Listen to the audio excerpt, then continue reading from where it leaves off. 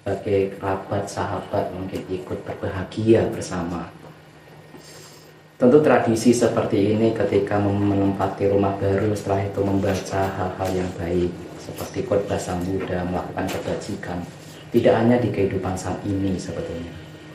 Ketika Sang Buddha muncul di dunia, juga beberapa pangeran, beberapa brahmana yang membangun sebuah pendopo misalnya, maka biasanya akan meminta untuk orang suci untuk menempati terlebih dahulu, untuk hidup di situ, untuk meditasi di situ, untuk membaca parita di situ.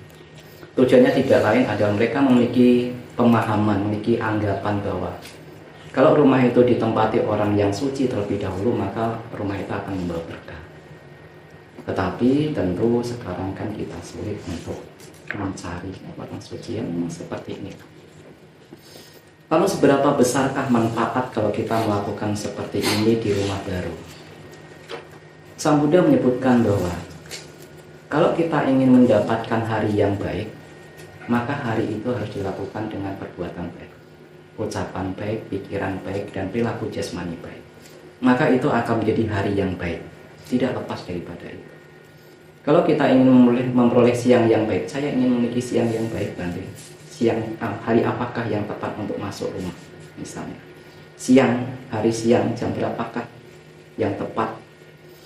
Sang Buddha menyebutkan dengan jelas bahwa kalau ingin memiliki siang yang baik, maka siang itu harus dilalui dengan ucapan baik, perilaku jasmani baik, dan pikiran baik. Maka siang itu akan menjadi siang yang baik. Tapi menjadi sebaliknya, kalau siang itu dilalui dengan ucapan buruk, perilaku buruk, mencuri misalnya, ketangkap polisi, itu menjadi siang yang buruk gitu. Ketangkap orang, dikebukin, bonyok semua. Aduh, ini siang yang buruk. Hanya itu, soal itu saja sebetulnya, tidak lebih daripada itu. Lalu apakah siang ini sudah dilakukan dengan perbuatan baik? Iya, membaca parita itu perbuatan baik. Kalau tidak membaca parita itu bukan perbuatan baik, apakah itu perbuatan buruk? Kan tidak. Karena dengan membaca parita mungkin saja kita akan diingatkan oleh kualitas baik dari Sang Buddha. Oh, Sang Buddha itu maha suci. Sang Buddha itu mampu mencapai kesempurnaan dengan usaha sendiri, mampu membimbing makhluk untuk bisa terbebas dari penderitaan. Nah, diceritakan bahwa suatu ketika ada seorang brahmana atau pangeran bernama Mahanama. Mahanama ini menemui Sang Buddha dan bertanya, seperti biasanya, kebiasaan apa yang dilakukan oleh orang Arya? Orang Arya itu adalah salah satu orang mulia, setidaknya telah mencapai Sotapanna. Maka Mahanama ini mendatangi Sang Buddha dan bertanya, biasanya orang Arya yang sudah masuk ke dalam Dhamma, memiliki mata Dhamma, yang sudah terpelajar, biasanya ini melakukan apa sehari-hari? Maka Sang Buddha menyebutkan bahwa Arya Sawako Tatagatanang Angsarati, itu salah satunya. Ada 6 kebiasaan yang dilakukan oleh para Arya, setidaknya Sotapanna. Apa itu? Yang pertama, Arya Sawako Tatagatanang Angsarati. Arya Sawako berarti siswa mulia. Siswa Arya itu senantiasa ingat kepada Sang Buddha. Lalu apa yang diingat? Araham. Sang Buddha itu maha suci.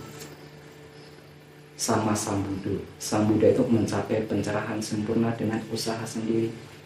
Wicacarana Sampano, memiliki wija, pengetahuan yang sempurna. Wija itu didapat, nyala itu didapat ketika pencerahan di bawah pohon Bodhi. Ada 3 itu. Yang pertama, Sang Buddha mampu mengetahui kelahiran masa lampaunya yang tercatat di dalam Jataka misalnya. Yang kedua, Sang Buddha mampu mengetahui, oh, semua makhluk ini lahir karena perbuatan masing-masing. Sapi sata kama saka, semua makhluk memiliki karma masing-masing. Sapi sata kama yuni, semua makhluk lahir karena perbuatan masing-masing. Terlahir menjadi mulia ya karena perbuatannya, terlahir karena hina yang menjadi perbuatannya. Itu didapat Sang Buddha ketika jaga kedua, di saat bulan Waisak, saat purnama Siddhi, dibaca Kunyana, wija, pengetahuan. Sang Buddha mampu mengetahui. Sang Buddha memiliki pengetahuan itu. Walaupun pada saat itu belum mencapai kesempurnaan, belum mencapai pencerahan, tetapi betapa Siddhartha ini, betapa Gautama ini sudah mampu mengetahui, oh, semua makhluk ini karena lahir karena perbuatan masing-masing. Ada yang terlahir di sini, ada yang terlahir di sana, ada yang terlahir secara sempurna, ada yang terlahir karena memiliki fisik yang tidak sempurna. Nah, itu tidak lebih dari karena perbuatan masing-masing di masa yang lalu. Memiliki pengetahuan itu. Dan yang ketiga, Sang Buddha Petapa Gautama telah mampu mengetahui dengan pengetahuan bahwa Petapa Gautama telah terbebas dari asawa. Asawa ini sudah hancur total. Kebencian, keserakahan, kebodohan batin atau loga dosa moha. Nah, itu didapat Petapa Gautama ketika di Jaga Ketiga. Begitu sangat sempurna, memiliki pengetahuan dan tindak tanduk juga sempurna.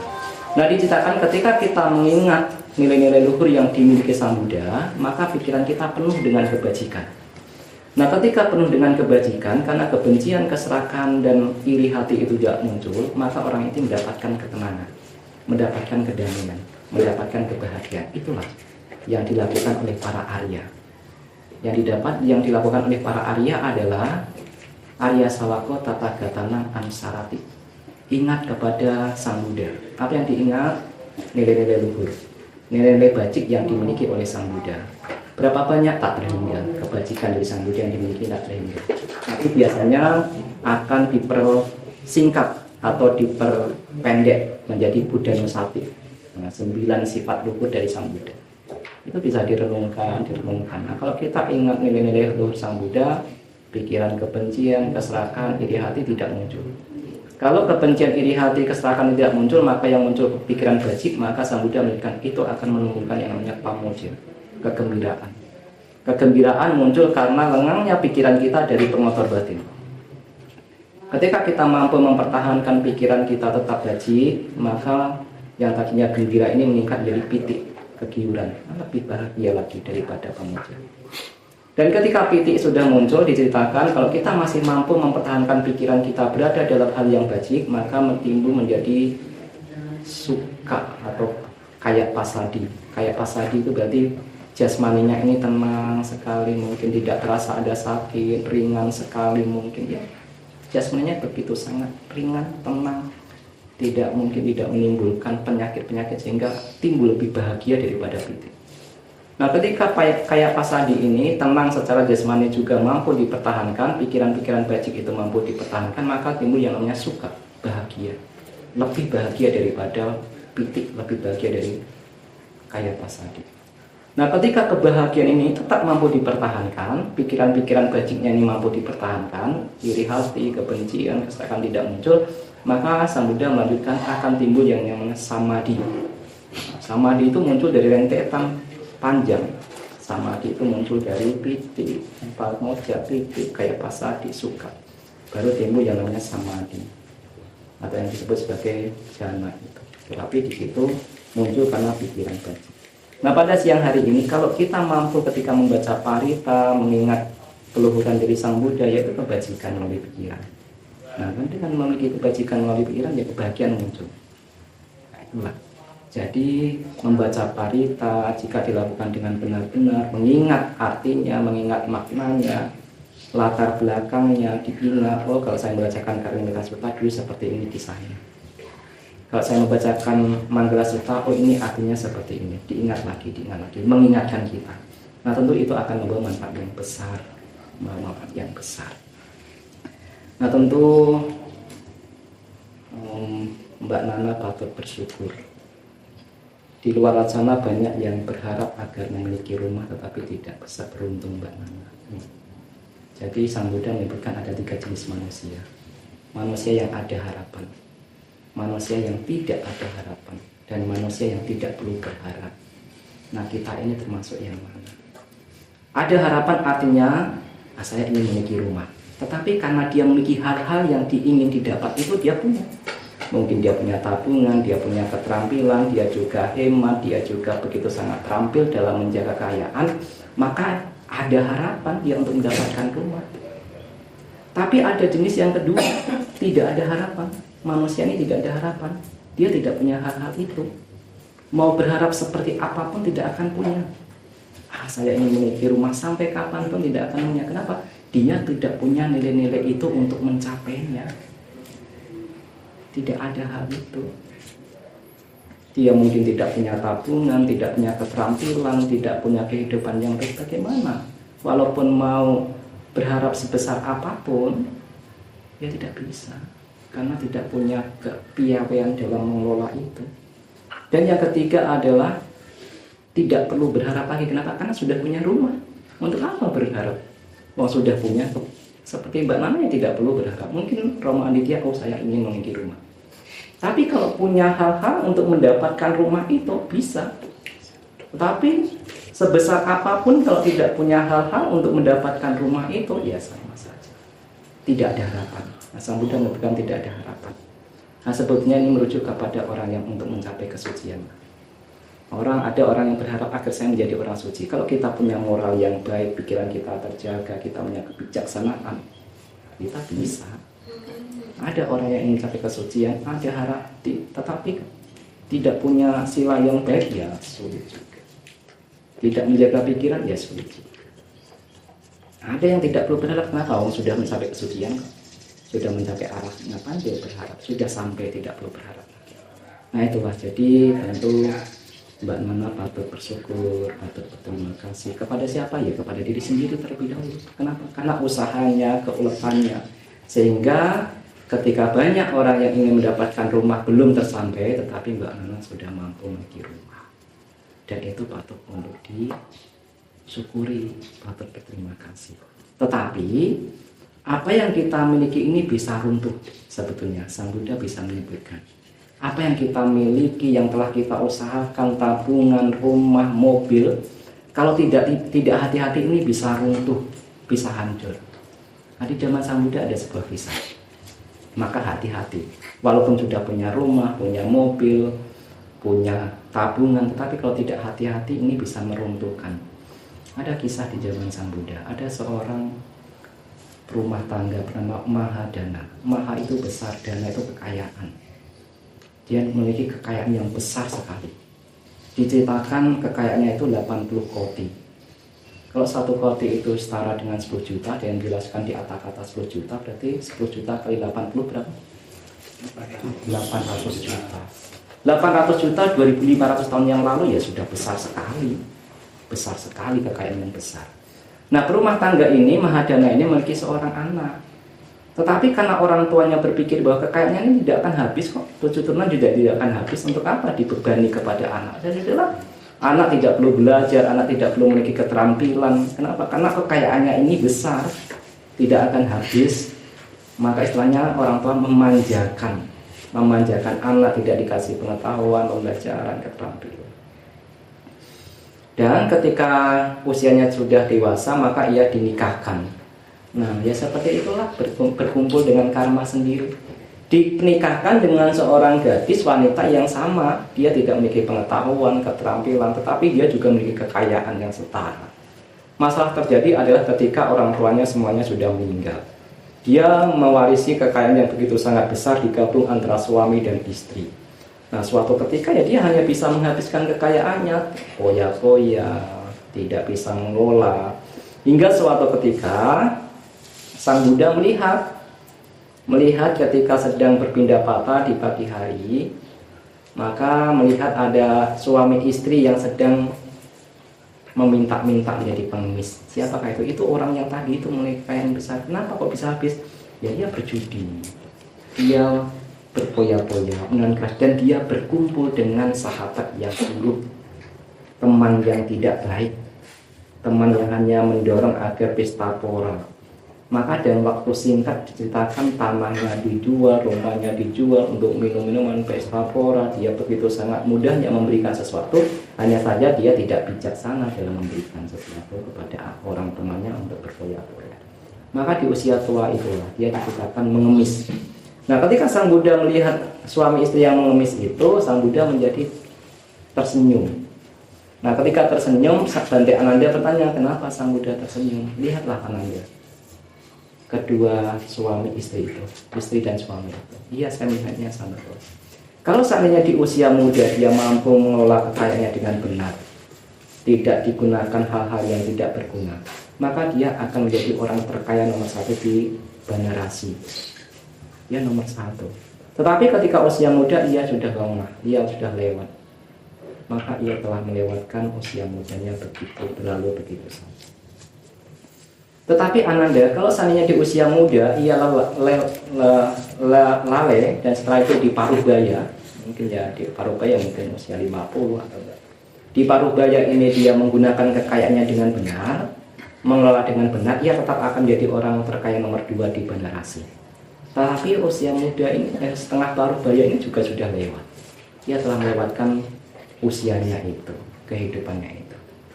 Tapi Ananda, kalau seandainya di paruh baya juga ia lalai dan di usia tua dia tetap masih berjuang, mengelola kekayaannya dengan benar, maka ia akan menjadi orang terkaya nomor 3 di Bandarasi. Ia akan menjadi nomor 3 di Bandarasi. Tetapi di usia muda juga sudah lalai, di usia paruh baya lalai, di usia tua sudah lalai, sudah tidak ada harapan lagi. Artinya apa? Kalau kita mau berjuang, berjuanglah di masa muda. Sang Buddha menyatakan ketika usia muda maka dia bisa menjadi nomor 1 di Bandarasi. Usia muda sudah lewat, paruh baya turun menjadi nomor 2. Paruh baya lewat, usia tua turun menjadi 3. Itu artinya kita diingatkan bahwa usia muda itu begitu sangat membantu kita dalam berusaha. Kalau usia muda sudah dilewatkan, nanti semakin berkurang keterampilan, mungkin cara kita bekerja, mungkin pengetahuan kita mulai tidak sebaik dulu ketika masih muda, semangatnya juga berbeda.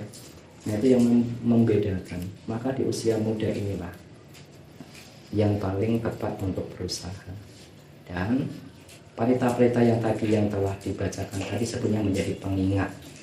Misalnya di dalam Manggala Sutta, untuk mendapatkan berkah ada 38 cara untuk mendapatkan kebahagiaan. Dan yang paling menarik adalah syair pertama, nomor 1 dari 38 adalah berteman dengan teman yang baik. Maka hati-hati, berteman itu bisa menghancurkan diri kita atau justru bisa membuat kita menjadi tinggi. Bahkan suatu ketika Sang Buddha juga pernah mendengar dari Bante Ananda, "Oh Sang Bagawa, separuh dari kehidupan mulia ini adalah pertemanan yang baik." Dan Sang Buddha tidak menyetujui hal itu. Jangan berbicara seperti itu, Ananda. Seluruhnya dari kehidupan mulia ini adalah pertemanan yang baik. Kita bisa hancur gara-gara berteman dengan yang buruk, dan kita bisa meningkat juga karena berteman dengan orang-orang baik. Maka teman itu begitu sangat baik. Itulah kenapa di dalam Manggala Sutta, dari 38 cara untuk mendapatkan berkah, menariknya Sang Buddha menyebutkan yang pertama itu loh. Yang pertama, asewana cak balana, bala orang bodoh yang tidak mengetahui ini bermanfaat, ini tidak bermanfaat. Setidaknya ia adalah suka melanggar sila, untuk orang yang bala. Nah, kalau seandainya mengikuti orang bala, mengikuti orang bodoh, ya sudahlah, kita bisa runtuh. Kita tanpa melakukan hal apa-apa, kita hanya diam saja, tidak mengikuti, tidak berteman dengan orang bodoh, kita sudah mendapatkan berkah. Kita tidak melakukan apa-apa, kita hanya tidak bergaul saja dengan orang bodoh, orang bala, itu sudah mendapatkan berkah. Kenapa? Kalau kita bergaul suatu misal dengan orang buruk, dia minum minuman keras, suatu ketika dia melakukan hal buruk, mencuri atau apa, dan kita berteman, walaupun kita tidak melakukan seperti yang ia lakukan, kita bisa dicap di masyarakat, "Wah, ini kan temannya." Kita tidak ikut melakukan hal-hal buruk, tetapi masyarakat sudah mengecap diri kita, "Oh, dia kan temannya, dia pasti ikut." Sepertinya itu kalau daun itu untuk membungkus apa itu, biasanya ada peribahasa itu, ikan asin ya, maka daun itu menjadi asin, ikut asin. Maka tidak bergaul dengan orang bodoh saja kita sudah mendapatkan berkah. Apalagi kalau kita melanjutkan perjalanan kita bertemu dengan orang bijaksana, bergaul dengan orang bijaksana, maka semakin mendapatkan berkah. Dan semakin ke belakang, maka Sang Buddha juga menyatakan mata pitu upapanan. Ini perlu diingat. Kita ada di dunia ini karena ada ibu dan ayah. Mata pitu upapanan. Maka sudah selayaknya sebagai anak juga harus memberikan hal-hal baik, menyokong misalnya ketika ibu ayah sudah tidak mampu melakukan pekerjaan-pekerjaan untuk ibu dan ayah, itu adalah akan mendatangkan berkah.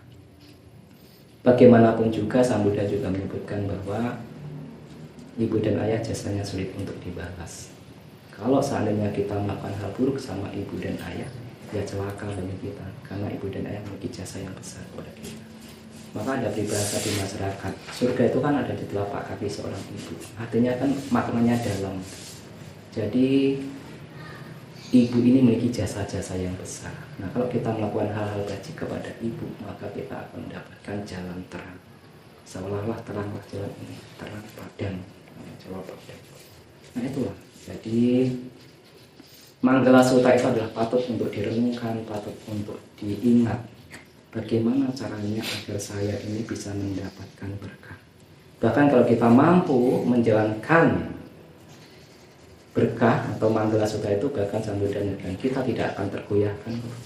Ada cacian makian, kita aman saja, tidak goyah batin kita. Ada pujian juga tidak akan terbang, kita tidak akan terbang. Ada tidak mendapatkan apa yang diperoleh, kita juga tidak sedih berlarut-larut. Kita mendapatkan sesuatu dari orang lain, kita juga tidak terlalu bergembira berlebihan. Artinya kita mampu menjaga batin kita. Kalau kita mampu mempraktekkan Manggala Sutta, itu sebetulnya ketika kita membaca parita, ada pemberkahan rumah, ini sebetulnya mengingatkan kembali khotbah-khotbah Sang Buddha. Apakah mungkin setelah kita membaca parita ini lalu kita mendapatkan apa yang kita harapkan? Suatu ketika Sang Buddha menyatakan bahwa ada 4 yang diharapkan manusia. Ia ingin menjadi kaya, ia ingin memiliki usia panjang, tapi kedua hal itu juga tidak mungkin hanya dilakukan dengan berdoa. Mau berdoa seperti apapun juga tidak akan kaya. Mau berdoa seperti apapun juga jasmani ini tidak bisa terbebas dari penyakit. Maka Sang Buddha justru mendorong, yuk kita melakukan apa yang bisa untuk mendukung dalam mendapatkan kekayaan. Kita melakukan hal-hal yang mendukung untuk mendapatkan kesehatan. Itu yang dilakukan. Kalau hanya berdoa lalu apa yang kita harapkan tercapai, begitu sangat mudahnya. Begitu sangat mudahnya. Jadi ketika kita membaca parita ini sebagai pengingat saja akan ajaran-ajaran Sang Buddha, bahwa ini loh kalau kita mempraktekkan Manggala Sutta kita akan mendapatkan berkah. Ini loh kalau kita ini mempraktekkan metta ini, bahkan Sang Buddha kan bisa teraih di alam Brahma misalnya, dan lain-lain seperti itulah ya. Jadi siang hari ini Mbak Nana telah mengundang dengan niat yang baik melakukan kebajikan, membaca parita, terus meditasi. Tentu ini bukan awal dan bukan akhir. Ini awal tapi bukan yang terakhir. Ya toh, bukan yang terakhir. Nanti kalau tempat ini dijadikan untuk berbuat kebajikan, tempat ini menjadi menyenangkan. Berbeda nanti kalau tempat itu digunakan untuk hal-hal yang buruk. Tempat itu menjadi panas. Ya toh? Nah, kalau saling teman-temannya berkumpul, saling bertengkar, saling bercekcok, nah, tempat itu menjadi panas. Berbeda nanti kalau tempat ini dijadikan untuk ucapannya yang baik, praktek dhamma, perilakunya baik, meditasi. Nah tentu dari apa yang kita ucapkan, apa yang kita lakukan, apa yang kita pikirkan itu bisa mempengaruhi diciptakan sekitar kita. Dan rumah ini akan menjadi surganya di dunia ini. Seperti itu ya Mbak Nana ya. Jadi ya selamat. Jadi ini bukan akhir dari perjuangan. Jadi perlu bersyukur di saat orang-orang belum mampu memiliki rumah, Mbak Nana sudah mampu memiliki rumah yang begitu sangat baik, yang begitu sangat rapi. Kalau saya sih suka kerapiannya, ya dijaga saja kerapiannya. Karena rumah itu kalau banyak barang itu nanti kayak sholat dong, masuk ke dalam ini mungkin tidak tenang gitu ya. Nah gitu. Jadi Mbak Nana mungkin nanti bisa mengeset rumah ini menjadi begitu sangat bersih. Karena saya pernah membaca di Jataka, tapi saya lupa bagaimana Ratu Malika itu begitu sangat menjaga kebersihan. Tapi saya lupa, nanti kalau saya ketemu, sudah beberapa kali saya mencari, tetapi saya belum menemukan betapa sangat mendukung dalam kedamaian ketenangan itu ketika kita memiliki tempat yang bersih. Tetapi kalau tempat itu tidak bersih, mungkin juga bisa menjadi penyakit-penyakit datang juga. Sumpah ya nanti ya. Nah gitu loh pikirannya menjadi sumpah ya. Barang di mana-mana jadi sumpah. Pulang-pulang kerja pengennya tenang, banyak barang. Jadi ya menyimpan barang secukupnya lah ya. Kalau seorang biku cukup satu jubah ya sudah lah, yang lain ya bajunya ya 5-10 cukup, nanti taruh di apa ya, nanti tidak terlalu repot untuk meletakkan di mana ya, seperti itu tadi ya. Ya, Mbak Nana ya. Jadi ya selamat ya telah memiliki rumah baru. Semoga menjadi berkah. Ini menjadi tempat untuk melakukan kebajikan-kebajikan Mbak Nana. Kalau ada saudara datang ya dilakukan, tamu diperlakukan dengan begitu sangat baik. Ibu datang diperlakukan begitu sangat baik. Itu cara untuk memperlakukan tamu, maka rumah ini akan mendatangkan berkah. Ya semoga jasa-jasa kebajikan yang telah dilakukan mengkondisikan harapan-harapan baik yang diinginkan dari Mbak Nana menjadi tercapai. Semoga semua makhluk berbahagia. Sadu, sadu, sadu. Selanjutnya persembahan puja dana.